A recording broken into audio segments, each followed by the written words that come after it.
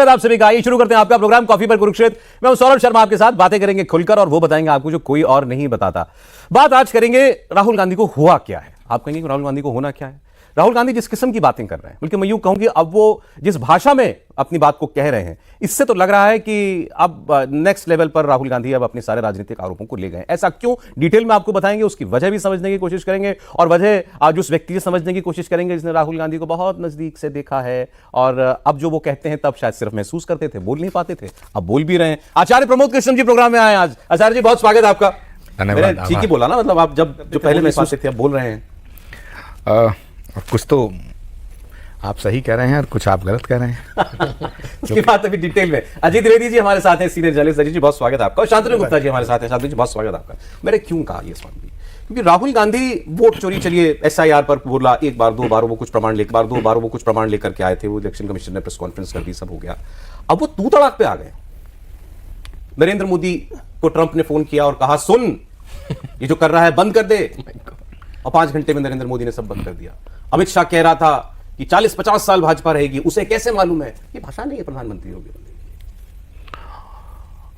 सौरभ, सवाल गंभीर है, लेकिन मैं इसको इस तरह से लेता हूं कि जो व्यक्ति अपने बुजुर्गों का, अपने पूर्वजों का सम्मान करेगा, वो दूसरों का भी सम्मान करेगा। जो व्यक्ति, जो इंसान, जो आदमी अपने पूर्वजों का सम्मान नहीं करता, अपने बुजुर्गों का सम्मान नहीं करता, वो दूसरों का सम्मान क्या करेगा। और ये बात सिर्फ आरोप या प्रत्यारोप की नहीं है। भोपाल की मीटिंग में राहुल गांधी जी के सामने दिग्विजय सिंह बैठे थे, कमलनाथ जी बैठे थे। कमलनाथ जी, दिग्विजय सिंह जी, भूपेंद्र हुड्डा जी, आनंद शर्मा जी, गुलाम नबी आज़ाद, ये सब वो लोग हैं जो इंदिरा गांधी जी के साथ रहे, यानी जो राहुल जी की दादी के साथ रहे, फिर राहुल जी के पिताजी के साथ रहे, फिर राहुल जी की माता जी के साथ रहे। तो एक आदमी जो माँ के साथ रहा हो, बाप के साथ रहा हो, दादा का दादी के साथ रहा हो, हम लोगों की संस्कृति है कि हम तो उसको देखते ही एकदम खड़े हो जाते हैं।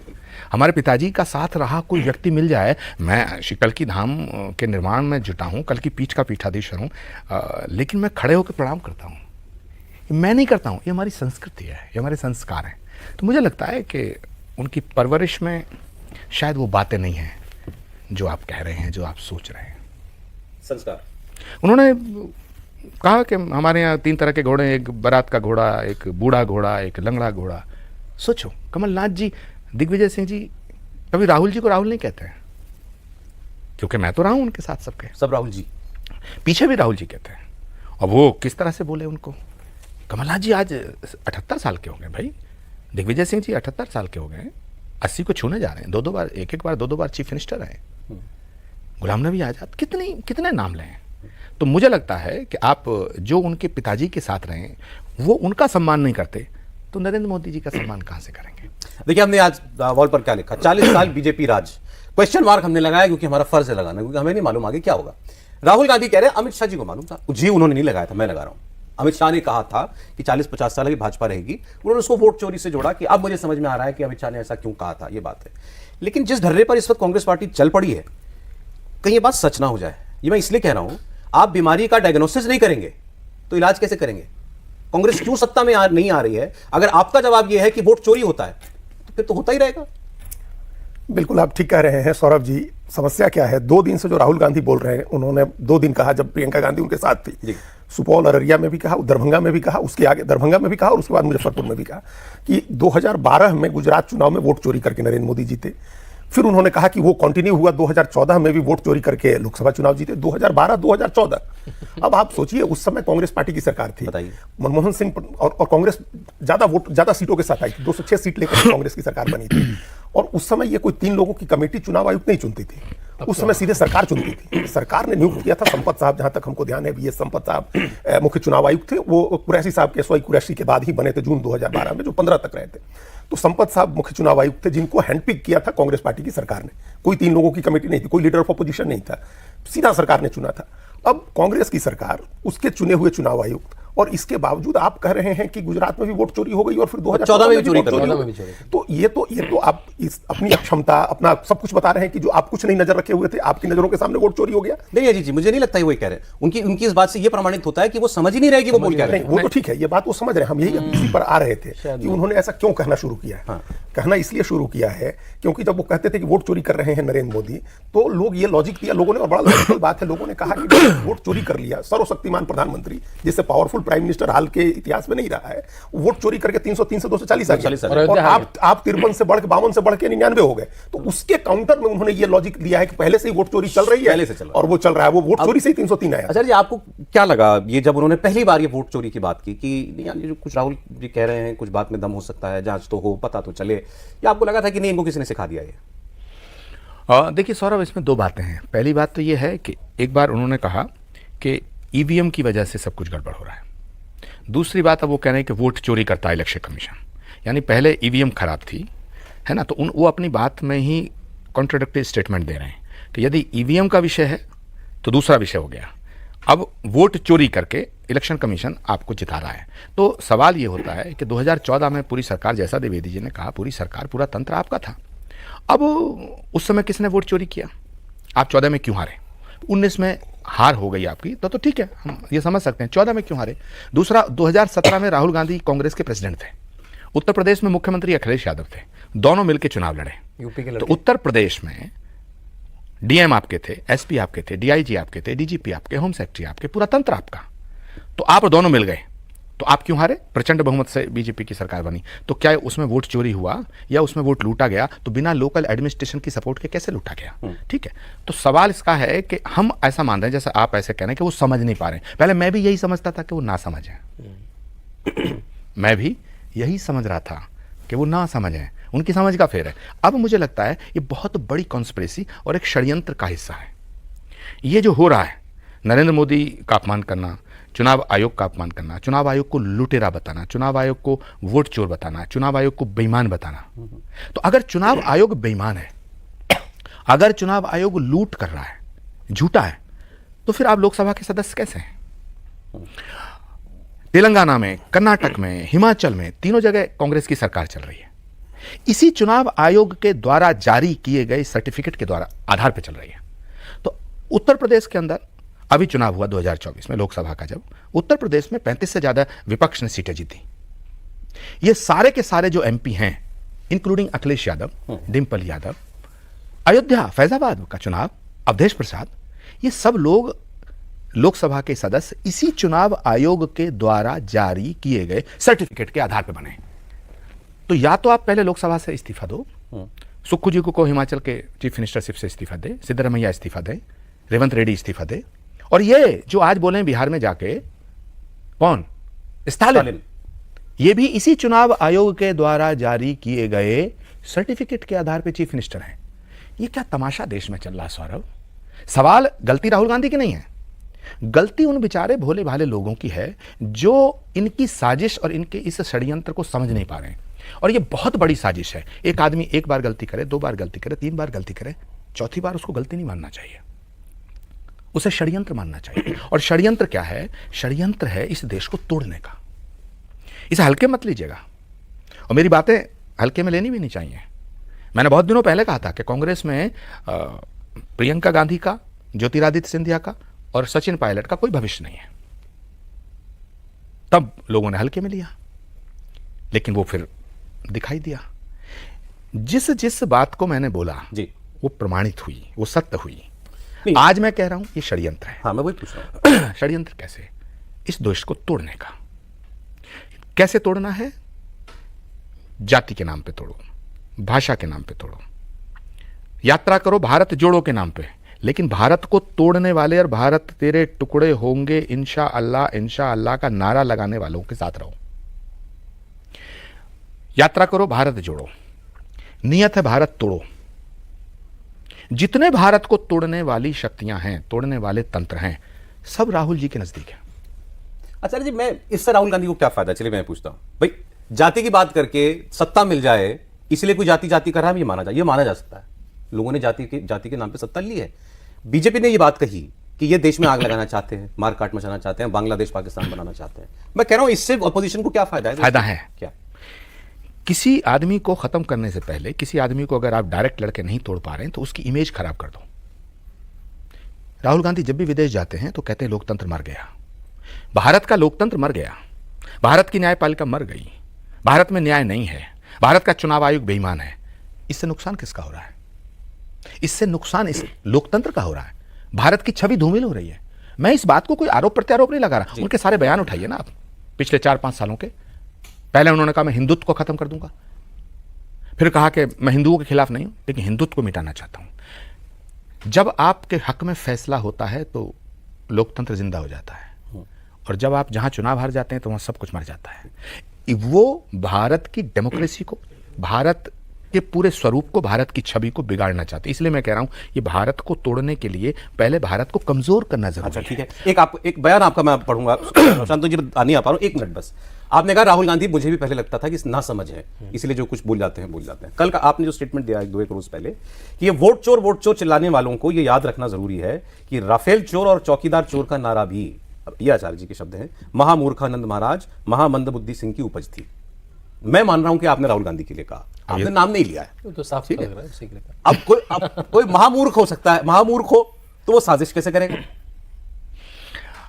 साजिश कैसे करेगा? ऐसा है, जब भगवान राम के राज तिलक की घोषणा हुई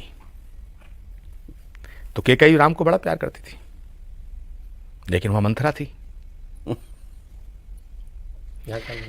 राजनीति में सियासत में षड्यंत्र कदम कदम पे होता है। इसलिए सौरभ, इसको हल्के में मत लो। यह एक सोची समझी साजिश का हिस्सा है कि यदि भारत एक रहेगा, भारत सशक्त रहेगा तो भारत का लोकतंत्र सशक्त रहेगा। पहले भारत की इमेज को खराब करो, संवैधानिक संस्थाओं को जनता की दृष्टि में विलेन सिद्ध करो। रोज बिहार में क्या हो रहा है, बिहार में हो क्या रहा है जरा देखिए ना, वोट चोर, वोट चोर, वोट चोर। कुछ दिन पहले ये कह रहे थे राफेल चोर, राफेल चोर। उसके पहले इन्होंने कहा कि चौकीदार चोर, चौकीदार चोर, चौकीदार चोर। भारत की जनता समझदार निकली कि उन्होंने इन पर ध्यान नहीं दिया।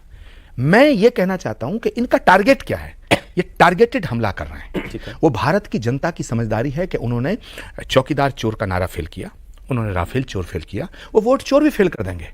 मगर मेरा जो कहना है वो ये है कि इस बात को, इस बयान को और राहुल गांधी जी को आप हल्के में मत। अच्छा चलें ठीक है। अब फिर यहां से मेरा सवाल ये है, राहुल गांधी इतनी बड़ी पार्टी चला रहे हैं, वही चला रहे हैं, इसमें तो किसी को कोई शक है नहीं, चल रही है, लड़खड़ा रही है, जैसे भी मतलब पार्टी में सब कुछ वही है इस वक्त। आचार्य जी ने कई उदाहरण दे दिए, एक बार फेल हो गया भाई कि मोदी को चोर कहोगे तो जनता नहीं मानती, फिर अब आप दूसरे किस्म की चोरी का इल्जाम लगा रहे हो कि अच्छा भाई ये करप्शन नहीं चिपकता लेकिन ये गड़बड़ी कर सकते हैं, हेरा फेरी कर सकते हैं, ये आरोप चिपक जाए शायद नरेंद्र मोदी के ऊपर। और बस 10 सेकंड दे दो। मुझे लगता है सौरभ, इससे पहले शांतनु जी बोले कि ये इनके जो आइडियल हैं वो महमूद गजनवी और गौरी हैं।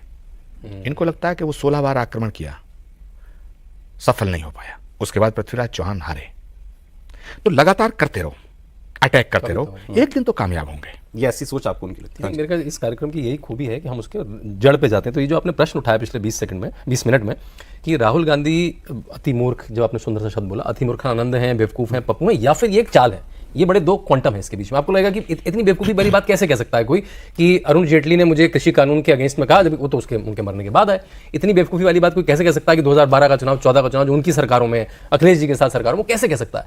तो उनको शायद ये लगता है, और शायद होता भी है, कि भाई खटाखट का झूठ, संविधान बदल जाएगा, आरक्षण खत्म हो जाएगा, झूठ बिके, उनके झूठ बिके, और उनको 24 में एक तरह की सफलता मिली, जिसको उन्होंने सफलता मान लिया। वो तो अपने आप को प्रधानमंत्री से ही मानने लगे थे 10-15 दिन। तो उनको लगा कि बार बार करते रहेंगे, और उनके पास कोई चारा भी तो नहीं, उनके पास ऑप्शन क्या है भाई? उनकी जितनी कैपेबिलिटी है उन्होंने सब ट्राई कर ली। अब ये ऑप्शन है कि मैं इधर से मारूं। अब मैं बहुत सुंदर ऑप्शन देता हूं, महाराज जी के बहुत सुंदर से कपड़े हैं, मैं कीचड़ फेंकता रहूं। 3 राज्यों में सरकार है ना कांग्रेस की, अरे चमका दो राज्य यार। वो एक पॉजिटिव ऑप्शन है, मेहनत वाला ऑप्शन है। ये राजाओं के लिए, दुनिया आएगी, वो राजाओं के लिए काम नहीं। सौरभ, चमकाने का सवाल नहीं है सौरभ।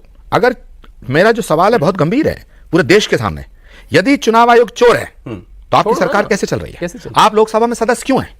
इस्तीफा दो ना। अगर ये कर दे तो सच में उनकी वो सारे मुख्यमंत्री, सारे तेजस्वी ने कहना शुरू किया था ना कि हम चुनाव बॉयकॉट करेंगे, फिर पता नहीं क्या हुआ उसको। बिल्कुल बिल्कुल कहा उन्होंने, 2-1 बार कहा कि हम सभी अपोजिशन की पार्टी के साथ विचार करेंगे और चुनाव का बहिष्कार करेंगे, लेकिन वो कोई बहिष्कार नहीं करने जा रहा। ये एक नैरेटिव का पार्ट है, कोई बहिष्कार नहीं करेगा। उनको पता है कि दूसरे लोग लड़ेंगे और अपोजिशन का स्पेस खत्म हो जाएगा, अपोजिशन का स्पेस ही खत्म हो जाएगा, क्योंकि प्रशांत किशोर तो नहीं करेंगे चुनाव का बहिष्कार करेंगे, वो नहीं बोल रहा। तो फिर अगर बीजेपी लड़ेगी, मतलब एनडीए लड़ेगा और प्रशांत किशोर लड़ेंगे और इंडिया ब्लॉक ने बहिष्कार कर दिया, तो जीते या हारे इन्हीं दोनों के बीच स्पेस बढ़ जाएगा, फिर आपकी राजनीति खत्म हो जाएगी ना। तो वो बहिष्कार वगैरह तो कोई नहीं करने जा रहा है। लेकिन ये जो अभी बात हो रही है, अभी जो साजिश वाली बात है, वो ठीक है, आचार्य जी अब कह रहे हैं साजिश की बात है, बड़ी बात है वो। अगर हम बिहार के संदर्भ में, अभी चूंकि वोट चोरी की बात शुरू की उन्होंने, महाराष्ट्र से कर्नाटक ले गए, महादेवपुरा की बात कही, फाइनली बिहार में वो यात्रा कर रहे हैं, बिहार में कर रहे हैं चोरी। मकसद उसका ये है कि जिस तरह से आपने कहा ना कि चला पिछली तरह एक किस्म की सफलता मिली 2024 में लोकसभा में, उसी किस्म की सफलता की उम्मीद में बिहार में वोट चोरी के नारे लग रहे हैं। और ये कैंपेन चल रहा है, ये पूरी यात्रा चल रही है, जिसमें प्रियंका गांधी भी शामिल हुई, स्टालिन को भी लेके गए।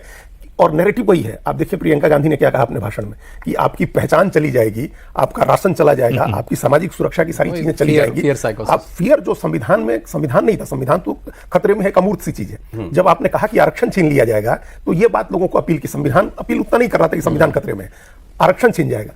वैसे ही एसआईआर अपील नहीं कर रहा है, पहचान छीन जाएगी, राशन छीन जाएगा, पेंशन, सामाजिक सुरक्षा की योजनाएं हैं वो छीन जाएंगी आपकी। आपका ये कहा स्पेसिफिक में हम वर्ड यूज कर रहे हैं कि बाढ़ आएगी तो मुआवजा नहीं मिलेगा। तो यहां ले जाना है चुनाव को, यहां ले जाना है इस नैरेटिव को कि ये भय पैदा हो कि बिहार में लोग आशंकित हो जाए, बहुत गरीबी है बिहार में। आपको एक तरह से कह दूं कि बिहार में मुझे कुछ लोगों की, जिन लोगों की बात पे भरोसा है कि वो बिहार को समझते हैं जमीन से, अजीत जी उनमें से एक आदमी है। मैंने आपसे लास्ट टाइम भी ये पूछा था कि इसको लोग स्वीकार कर रहे हैं इस आरोप को या नहीं कर रहे हैं। अब जो आप बात बता रहे हैं कि लॉजिकली उसको ले जाना वहां है कि तुम्हारा नुकसान यूं होगा, क्या लोगों में डर आ रहा है इस बात का? देखिए हमने पिछली बार भी एक बहुत आपका डायरेक्ट क्वेश्चन था और हमने डायरेक्टली कहा था कि नहीं, कोई असर नहीं हो रहा है। लोग कह रहे हैं कि भाई हमारा वोट तो नहीं चोरी हुआ, 7 करोड़ 24 लाख आदमी का नाम वोटर लिस्ट में है, तो आप उसको कैसे कहेंगे कि तुम्हारा वोट चोरी हो गया? और 65 लाख जो नाम कटे हैं उसमें से 50-60 हजार 70 हजार के करीब कंप्लेंट है, तो और वो भी जोड़े जा रहे हैं, दावे और शिकायतें आ रही हैं तो जोड़े जा रहे हैं। उसको भी नहीं कह सकते कि वोट चोरी हो गया। तो वो वोट चोरी नहीं अपील कर रहा है, एसआईआर वो अपील नहीं कर रहा है। नागरिकता तुम्हारी संदिग्ध हो जाएगी। देखिए उसमें एक कैटेगरी है नॉट रिकमेंडेड की, उसका भय अभी दिखाया जा रहा है जो 30 सितंबर के पहले क्लियर नहीं हो सकता है। उसके बाद क्या होगा हम अभी नहीं कह सकते हैं, लेकिन आज ये चीज अपील नहीं कर रही है, लोग नहीं करी। और प्रियंका गांधी के जाने का भी कोई असर खास नहीं हुआ, कोई बहुत खास ऑप्टिक्स हुआ ना, ये परफॉर्मेटिव पॉलिटिक्स है जो बुलेट पर बैठ करके आप बहन को लेकर के जा रहे हैं, या पार्लियामेंट में भी जिस तरह से वो पैट्रोनाइज करते हैं प्रियंका गांधी को, राहुल गांधी की एक स्ट्रेटजी दिखती है। बियॉन्ड ऑप्टिक्स कुछ नहीं है। हाँ, बियॉन्ड ऑप्टिक्स अभी कुछ नहीं। बड़े-बड़े यूट्यूब बने, एक चीज हुई है सौरभ जी, एक चीज उसमें बड़ी इंपॉर्टेंट जो हुई है, जो हम बता दें आपको, अपोजिशन यूनाइट हो गया है, अपोजिशन बिखरा हुआ है। राहुल गांधी, तेजस्वी यादव मंच शेयर नहीं कर रहे थे, अब राहुल भी हैं, तेजस्वी भी हैं, मुकेश सहनी भी हैं, दीपांकर भट्टाचार्य भी हैं, अपोजिशन एक मंच पर आया है। ये एक बड़ी बात है, ये डेवलपमेंट हुई है। मैं आचार्य जी से, अब चूंकि प्रियंका जी की बात आ गई, तो आचार्य जी तो बहुत वोकली इस बात को कहते आए हैं कि प्रियंका गांधी को कमान लेनी चाहिए कांग्रेस की। कांग्रेस प्रियंका गांधी की लीडरशिप में चले तो कुछ हो सकता है कांग्रेस पार्टी का। अब तो वो पार्लियामेंट्री पॉलिटिक्स में आ गई हैं आचार्य जी, वहां आपको वो चीज नजर आई जो आपको पार्टी में रहते दिखती थी उस उनकी परफॉर्मेंस में? देखिए पहली बात तो यह है कि कांग्रेस ने मुझे मुक्त कर दिया है, तो मुझे इस विषय में ज़्यादा रुचि नहीं है। ठीक है, फिर भी हमारे लिए। लेकिन नहीं, मुझे मालूम है आप कुरेदना चाहते हैं और आपका फर्ज भी है, आपका कर्तव्य भी है। तो मैं आपको एक बात बता दूं कि कांग्रेस में कांग्रेस को बहुत बहुत बड़े नेता लोग चलाते थे। पहले नेताओं की पार्टी थी कांग्रेस, अब वो राहुल जी के नौकरों की पार्टी हो गई है। और पहले कुछ लोग कहते थे कि कांग्रेस जो है एक पार्टी है, और कांग्रेस बड़ी पार्टी थी। कांग्रेस इतनी बड़ी पार्टी थी कि उसने इस देश की आज़ादी में भी बड़ी महत्वपूर्ण भूमिका निभाई थी। वो 150 साल की पार्टी, इतनी बड़ी पार्टी, इतनी ताकतवर पार्टी, हर गांव में कांग्रेस ही होता था। उस कांग्रेस का जो भी हाल आज हुआ है, तो उसकी जिम्मेदारी किसकी है? उसकी जिम्मेदारी ना तो सौरभ जी की है, ना द्विवेदी जी की है, ना शांतनु जी की, ना आचार्य प्रमोद कृष्णम की। उसकी जिम्मेदारी उनकी है जो फैसला लेने के लिए अधिकृत है जी। तो फैसला किसके द्वारा होता था? वो राहुल जी के द्वारा होता था। तो पिछले 15 सालों में जो कांग्रेस की दुर्दशा हुई वो तो राहुल गांधी के नेतृत्व में हुई। तो मैंने तो ये कहा था कि राहुल गांधी जी के नेतृत्व में लगातार पार्टी हारती जा रही है, तो प्रियंका गांधी सबसे ज्यादा लोकप्रिय चेहरा है, इनको कांग्रेस की कमान सौंप दी जाए। लेकिन सौरभ जी, और ये बात मैंने छुप के नहीं कही थी, उदयपुर चिंतन शिविर में पॉलिटिकल अफेयर्स कमेटी की मीटिंग थी जिसमें गुलाम नबी आजाद भी मेंबर थे, मैं भी था, खड़गे जी थे, भूपेश बघेल थे, दिग्विजय सिंह जी थे, आनंद शर्मा थे, शशि थरूर थे, सोनिया जी खुद थी, प्रियंका जी खुद थी। मैंने ये बात उठाई थी, आप पूछ सकते हैं इन सब नेताओं से। मैंने कहा था कि प्रियंका गांधी जी को चेहरा बना दो, राहुल गांधी जी अध्यक्ष नहीं बनना चाहते हैं। जिस दिन मैंने ये बात उठाई उसी दिन कांग्रेस से मेरे निष्कासन की शुरुआत हो चुकी थी। कांग्रेस पार्टी में आप कुछ भी करो, स्वीकार। आप रोज मोदी जी को गाली दो तो आपको बहुत अच्छा पद मिलेगा। अगर आप पाकिस्तान की वकालत करेंगे तो शायद आपको वर्किंग कमेटी में ले लिया जाए। अरे बाबू, बड़ा। अगर आप तालिबानियों को अपने घर बुला लेंगे तो हो सकता है आपको भविष्य का कोई किसी राज्य का मुख्यमंत्री घोषित कर दिया जाए। और ये मजाक नहीं है, सच्ची बात है। आप भारत के खिलाफ बोलिए, भारत के संविधान के खिलाफ बोलिए, आपको महिमा मंडित किया जाएगा। लेकिन आप सच बोलेंगे, सनातन की बात करेंगे, राष्ट्र की बात करेंगे, वंदे मातरम की बात करेंगे, भारत माता की बात करेंगे, तो आपको कांग्रेस छोड़नी पड़ेगी। और ये फैसला, सारे फैसले वहाँ राहुल गांधी जी की एक कोर कमेटी है, जो उनका एक कॉकस है, जो उनकी कोठरी है, जिसे मैंने कभी चंडाल चौकड़ी कहा था। वो चंडाल चौकड़ी आप अकेले में क्यों नहीं पूछते हैं? मैं नाम ले रहा हूँ ना, आप पूछिए दिग्विजय सिंह जी से कि राहुल गांधी जी से उनकी कब से मुलाकात नहीं हुई, पूछिए आनंद शर्मा जी से, पूछिए भूपेंद्र हुड्डा जी से, पूछो तो सही, इन नेताओं से पूछो। ये वो नेता हैं जो उनकी दादी के साथ काम कर चुके हैं, इनकी वो दुर्दशाएं हैं, और जो राहुल जी के नजदीक लोग हैं वो इनको अपमानित करते हैं रोज। नहीं, ये तो हाशिए पे दिखते सुनिए, हैं। वो अपमानित करते हैं, हाशिए पे दिखना अलग बात है महाराज, वो इनको बेइज्जत करते हैं और बेइज्जत करके हंसते हैं राहुल गांधी के इर्द गिर्द वाले लोग। तो मैं सवाल, इस बहस की शुरुआत यहीं से तो हुई कि जो शख्स अपनी दादी, अपने दादा, अपने पिताजी के साथ रहे हुए लोगों का सम्मान नहीं कर सकता, वो नरेंद्र मोदी का सम्मान। मेरा सवाल प्रियंका गांधी पे था आचार्य जी, मैं ये पूछना चाह रहा था, क्योंकि बहुत से लोगों को लगता है कि प्रियंका जी भी कुछ नहीं कर पा रही है। जैसे सबने कहा नहीं, प्रियंका ही चली गई बिहार, लेकिन क्या बदल गया? देखो यार, ये दूसरा विषय है, मैं दूसरी बात कर रहा हूं। समझ गया मैं। प्रियंका गांधी वहां जाएं हाँ। और वहां आ जाएं, प्रियंका गांधी को एक तरह से पेश किया जाता है कि हाँ साहब ये भी हैं हमारे साथ, और प्रियंका गांधी की लीडरशिप हो, दो अलग विषय हैं। उनकी प्रेजेंस, जैसे गेस्ट अपीयरेंस होता फिल्म में, एक गेस्ट अपीयरेंस नहीं होता था कि फिल्म तो कोई और किसी और किया है, अमिताभ बच्चन को थोड़ा 1 मिनट ले आते थे या किसी बड़े स्टार को ले आते थे। तो प्रियंका गांधी अपनी पार्टी में गेस्ट अपीयरेंस कर रही है? पक्का पक्का। अच्छा। अब देख लेना, वो फिर अब कहीं नजर नहीं आएंगे। फैसलों में प्रियंका गांधी का कोई रोल नहीं है, और प्रियंका गांधी जी को कमान दी भी नहीं जाएगी। उनको यहां से वायनाड इसीलिए भेजा गया है कि ताकि वो यहां से कट जाए। अभी बहुत ज्यादा गहराई में बात चली जाएगी, किसी दिन अकेले में बात कर रहे हैं तो मैं इस पर सब बात बताऊंगा। कम से कम अकेले में, मतलब कैमरा अलाउड है ना? कम से कम बिहार में आचार्य जी थोड़ी भूमिका बनी है प्रियंका गांधी वाड्रा की, थोड़ी सी भूमिका। वो भूमिका इस नाते, सिर्फ हम ये ऑप्टिक्स वाली बात तो ये ठीक कही आचार्य जी ने कि वो आएंगी चली जाएंगी, एक थोड़ी भूमिका ऐसे बनी है। अभी तक ये होता था कि वो जिसको लेकर राजनीति में आगे आती थी उसको एकदम हाशिए में डाल दिया जाता था। नवजोत सिंह सिद्धू को आप देख सकते हैं, पप्पू यादव की भी वही स्थिति हो गई थी। पप्पू यादव को माना जाता है कि प्रियंका गांधी का समर्थन है, बैकिंग है उनकी, वो भी हम लोगों का भी यही गुनाह रहा।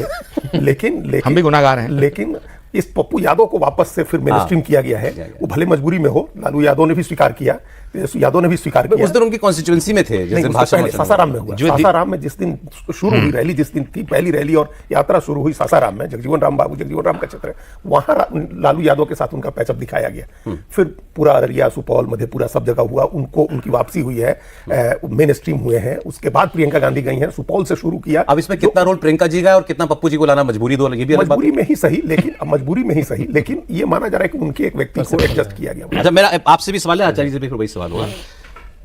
एलओपी बनने से पहले, एलओपी बनने के बाद राहुल गांधी में कोई अंतर दिखा आपने?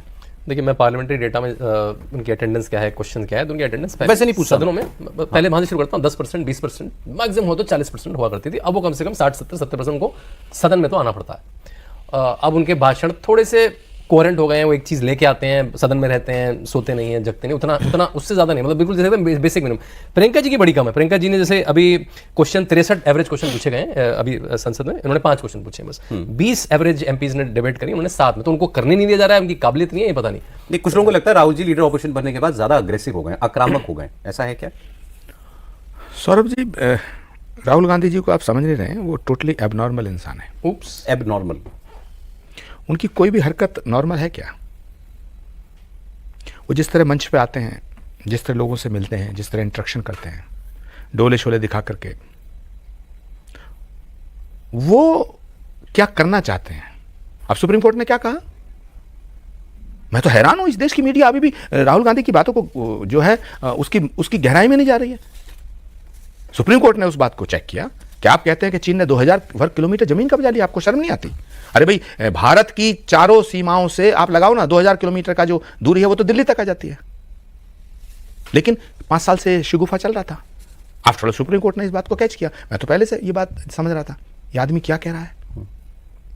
तो वो सिर्फ इसलिए ये बात करते हैं, किसी भी कीमत पर उन्हें चीन से मिलना पड़े वो मिल सकते हैं, पाकिस्तान से मिलना पड़े मिल सकते हैं। जो आदमी ये कह देगा नरेंद्र मोदी को सत्ता से हम हटा सकते हैं या इस तरह से हटाया जा सकता है, वो अब इस मोड़ पे हैं। और उनके मन में ये बात आ रही है कि ये 2014, 2019, 2024 तीनों में वो असफल हो चुके हैं। अब उनके पास आखिरी विकल्प बचता 2029। तो राहुल गांधी ने कभी खुद से ये सवाल नहीं किया होगा, या किसी ने इनके इंट्रोस्पेक्शन उनको करने को कहा हो कि तुम चुनाव हार क्यों रहे हो, तुम्हें वोट क्यों नहीं मिल रहा। नेता की तो बेसिक होता है ना उसके लिए। तो ये कभी उन्होंने इस पर सोचा? ये अब राहुल गांधी अपने आप से क्या सवाल करते हैं क्या नहीं करते, ये इस बात से प्रमाणित हो जाएगा कि 14 में उनका नेतृत्व, 19 में उनका नेतृत्व और 24 में उनका नेतृत्व और 17 में उनका नेतृत्व। कांग्रेस हारी, जिम्मेदारी उनकी है, समीक्षा पूरी पार्टी करते हैं। तो ये बात तो बिल्कुल समझ में आ रही है हमारे। लेकिन आपका सवाल है वो क्यों नहीं करते हैं, तो इस बात का जवाब तो राहुल गांधी देंगे। और जिसने प्रश्न करा वो तो बाहर हो गया, जिसने भी प्रश्न करा वो बाहर हो गया। इसमें दो एक बातें हैं जल्दी से हम कह दें कि देखिए ये चुनाव हारना नेता के लिए कोई बड़ी चीज नहीं होती है। चुनाव हारता रहता है नेता, कई बार हारना शुरू होता है तो हारता ही रहता है। भाई भारतीय जनता पार्टी, भारतीय जनसंघ तो जीवन भर हारी, सत्ता में तो आई नहीं।